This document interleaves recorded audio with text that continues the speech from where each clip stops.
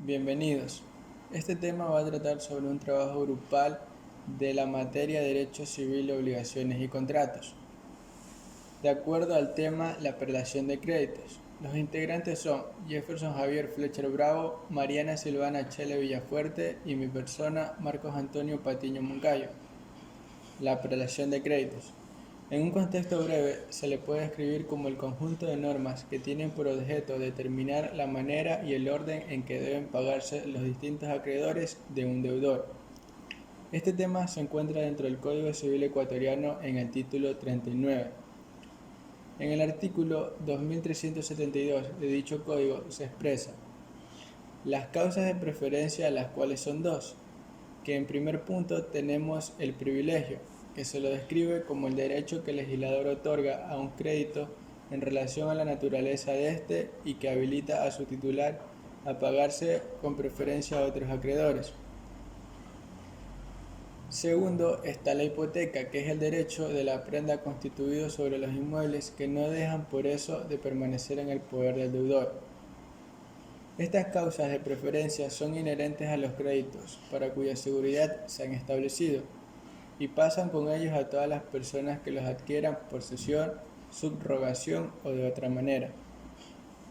Explicado esto, se encuentran ciertas características como que son excepcionales porque rompen el principio de igualdad de los acreedores, también que son inherentes a los créditos y no establecidos en la persona del acreedor, y por último pueden ser generales o especiales. Al comienzo del título de prelación se describe en el artículo 2367 toda obligación personal da al acreedor el derecho de hacerla efectiva en todos los bienes, raíces o muebles del deudor, sean presentes o futuros, exceptuándose solamente los no embargables, designados en el artículo 1634. Para estar en contexto, el artículo 1634 se dice que la sección comprenderá todos los bienes, derechos y acciones del deudor, excepto los no embargables, y entre los cuales están los sueldos de los funcionarios y empleados públicos, el lecho del deudor, el de su cónyuge, los de los hijos que viven con él, las máquinas e instrumentos que sirven para el deudor, para la enseñanza de alguna ciencia o arte, hasta dicho valor y sujetos de la misma elección, los uniformes y equipos de los militares según su arma y grado, el patrimonio familiar. Y con respecto a la relación a lo expresado anteriormente en el artículo 2371, dice que los acreedores son las excepciones indicadas como ya se dijo en el artículo 1634, podrán exigir que se vendan todos los bienes del deudor hasta el valor de sus créditos, incluso los intereses y los costos de las cobranzas, para que con el producto se las satisfaga íntegramente si fueren suficientes los bienes. Y en caso de no serlo, a prorrata, cuando no haya causas especiales para preferir ciertos créditos según la clasificación que sigue a continuación. Posteriormente, en el artículo 2370, se expresa que en cuanto a los actos ejecutados antes de la cesión de bienes o la apertura del concurso, se observarán las disposiciones siguientes. 1. Los acreedores tendrán derecho para que se rescidan los contratos onerosos y las hipotecas prendan anticresis o constitución de patrimonio familiar que el deudor haya otorgado en perjuicio de ellos, estando de mala fe el otorgante y el adquiriente. Esto es conocimiento para ambos. 2. Los actos y contratos no comprendidos bajo el número precedente, incluso las remisiones y pactos de liberación a título gratuito, serán rescindibles, probándose la mala fe del deudor y el perjuicio de los acreedores. Y tercero, las acciones concedidas en este artículo a los acreedores se expirarán en 1 año, contado desde la fecha del acto del contrato. Clasificación de las preferencias. Primera clase. Gozan de privilegio general, afectan todos los bienes del deudor. Su privilegio es de carácter personal. Se pagan en orden enumerado. Los de cada categoría concurren prorrata.